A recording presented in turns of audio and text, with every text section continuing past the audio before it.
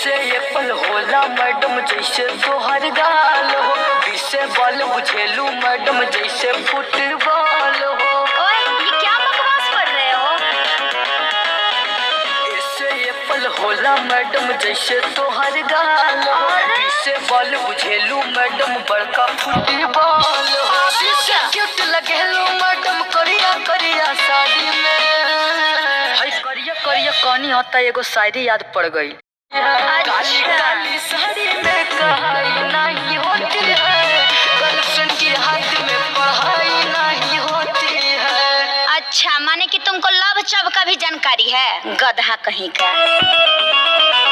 पढ़े के बेरा समय बितैला बैठ के जंगल झाड़ी में, घंटा बुझबो ABCD जब पढ़ला यारी बारी में, घंटा बुझबो ABCD जब पढ़ला यारी बारी। हम बहुते जानते हैं। हाँ वो तो दिख रहा है। 100 तक गिनती आती है और पहाड़ आता है, कैसे छोड़ी पटती है ये सब बड़ा आता है।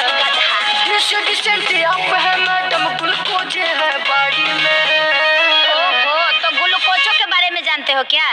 ये मैडम ग्लूकोज पर पोज हाई पोज हाउ पोज हम सब जानते हैं। अच्छा तब तो तुम बड़े हेवी ड्राइवर हो। काली काली साड़ी में पढ़ाई नहीं होती है, गर्लफ्रेंड के हाथ में पढ़ाई नहीं होती है। काली काली साड़ी में पढ़ाई नहीं